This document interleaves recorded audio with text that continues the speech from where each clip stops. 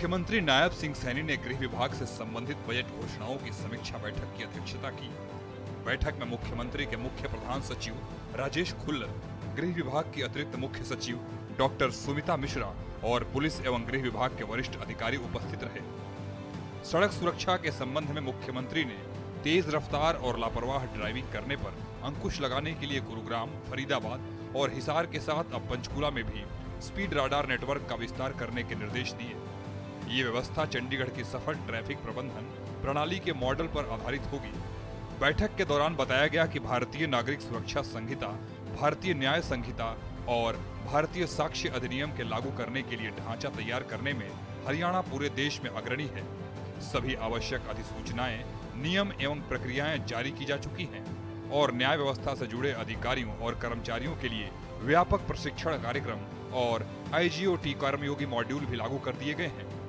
मुख्यमंत्री ने कहा कि संकल्प पत्र के वादे तेजी, पारदर्शिता और परिणामों पर आधारित कार्य प्रणाली के साथ लागू किए जा रहे हैं।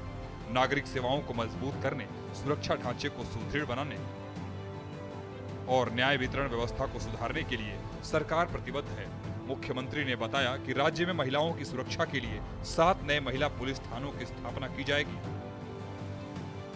वर्तमान में हरियाणा में 33 महिला पुलिस थाने संचालित हो रहे हैं और विभिन्न जिलों में नए थानों की स्थापना की प्रक्रिया जारी है। महिला हेल्प डेस्क और फील्ड में बढ़ी तैनाती ने महिलाओं की पुलिस तक पहुंच को और आसान बनाया है, जिससे शिकायतों के निपटान में तेजी आई है।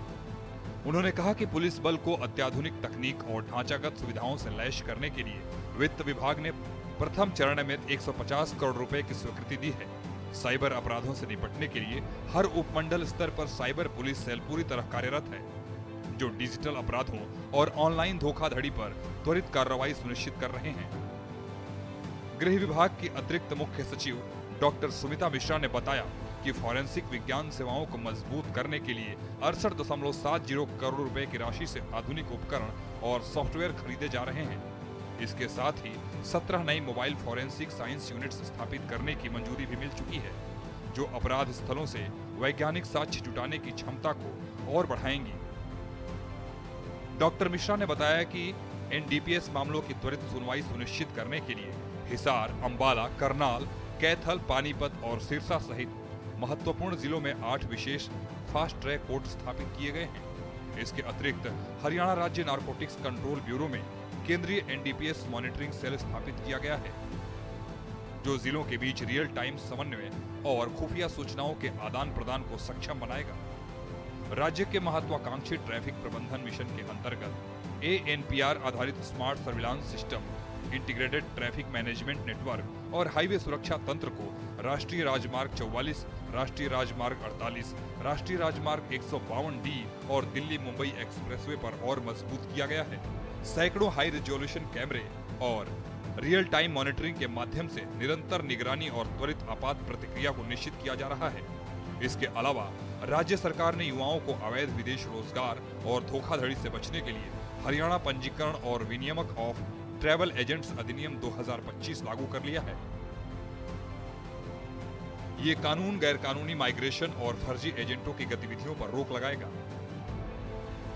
मुख्यमंत्री नायब सिंह सैनी ने ई क्षतिपूर्ति पोर्टल पर फसल के खराब होने से संबंधित एक ही फोटो को बार-बार अपलोड कर सरकारी धन का दुरुपयोग और धोखाधड़ी करने के मामले में कड़ा संज्ञान लिया है। उन्होंने ऐसे सभी मामलों में संबंधित पटवारियों के विरुद्ध सख्त अनुशासनात्मक कार्रवाई करने के निर्देश दिए हैं। मुख्यमंत्री नायब सिंह सैनी के आदेशों के बाद ऐसे पटवारियों की पहचान कर कार्रवाई शुरू कर दी गई है। इसी क्रम में भिवानी, कुरुक्षेत्र, जिंद, फतेहाबाद, गुरुग्राम और दादरी के पटवारियों को तत्काल प्रभाव से निलंबित किया गया है। इस संबंध में अन्य दोषियों पर कार्रवाई के लिए गहन जांच जारी है। मुख्यमंत्री नायब सिंह सैनी ने राजस्व विभाग की बजट घोषणाओं की प्रगति की समीक्षा बैठक के दौरान कहा कि सरकार की मंशा है कि प्रत्येक पात्र व्यक्ति तक बिना किसी भेदभाव के सरकारी सहायता पहुंचे। जिन किसानों का वास्तविक नुकसान हुआ है, उन्हें मुआवजा मिलना सुनिश्चित किया जाए। गौरतलब है कि मानसून के दौरान अधिक वर्षा से हुए फसली नुकसान की भरपाई के लिए मुख्यमंत्री नायब सिंह सैनी ने पहले ही स्पष्ट निर्देश दिए थे कि फसल खराब होने की जांच निष्पक्ष और पारदर्शी तरीके से की जाए और रिपोर्ट समय पर भेजी जाए।